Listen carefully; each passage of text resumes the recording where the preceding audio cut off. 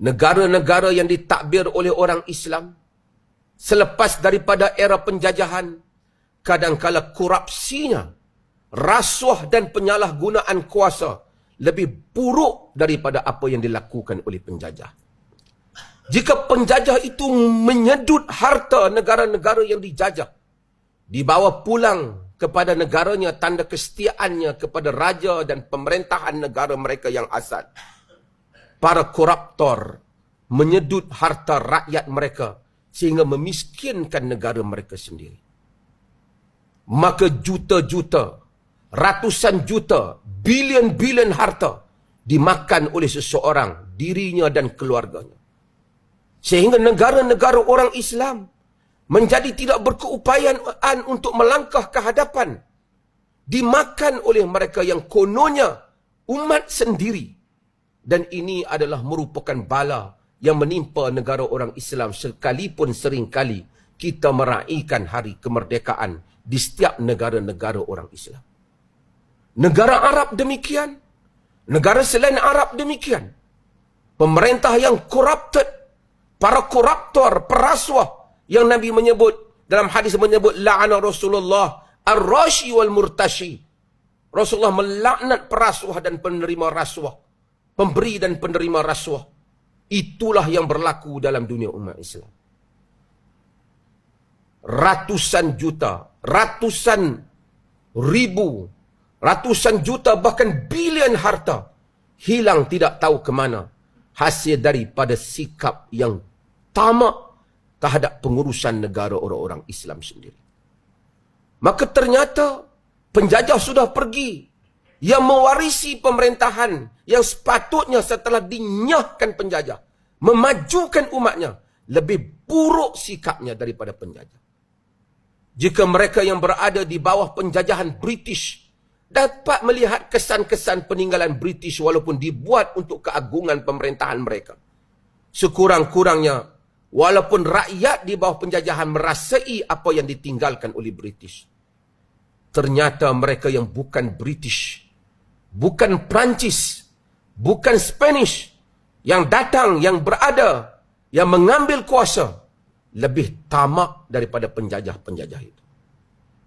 Yang menjadi duka cita kepada kita umat Islam. Dalam keadaan koruptor itu begitu teruk, rasuah itu begitu teruk, berpuluh tahun dalam dunia umat Islam. Umat Islam yang dahulunya menyahkan penjajah, gagal untuk menyahkan perasuah daripada menguasai negara mereka. Bukan saja gagal, bahkan mereka turut bersekongkol dengan pemimpin-pemimpin mereka yang rasuah dan salah guna kuasa dalam negara-negara yang merdeka. Inilah punca menyebabkan umat Islam gagal untuk melangkah ke hadapan lebih baik selepas daripada kemerdekaan. Jika mereka tahu penjajah adalah bangsa yang lain, lalu mereka menghalaunya. Tetapi apabila tiba bangsa mereka sendiri memerintah dengan penuh korupsi, mereka menyokongnya, sedangkan mereka tahu ia merupakan suatu kesalahan. Nabi SAW menyebut, Man qatala tahta rayatin imiyah, yaghdab li'asabatin, au yad'u ila asabatin, au yansur asabatan, faqutil faqitlatun jahiliyah, dalam hadis yang diriwayatkan Imam Muslim.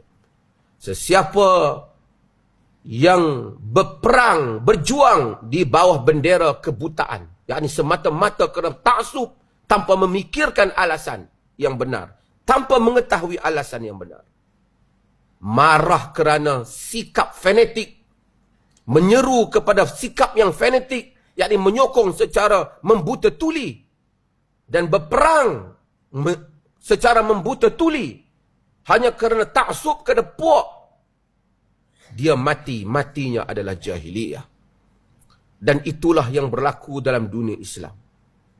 Maka di dalam hari kita mengenang kemerdekaan ini, harapan ketika orang-orang yang menyahkan penjajah ialah melaungkan antaranya keluarga Al-Quran, baldatun tayyibatun wa rabbun ghafur.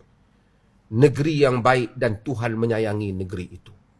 Itulah yang patut kita semua lakukan di dunia umat Islam keseluruhannya daripada timur dan barat.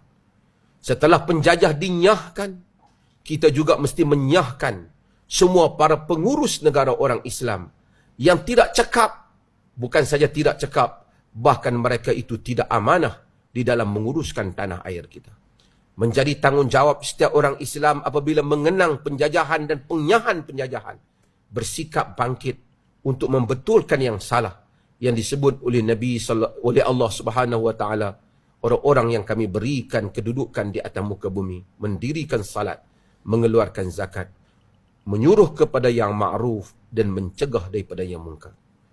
Allah menyatakan wa kadzalika ja'alnakum ummatan wasata litakunu syuhada'a 'alan nas. Demikian kami jadikan kamu umat yang menjadi pertengahan supaya kamu menjadi contoh kepada manusia seluruhannya.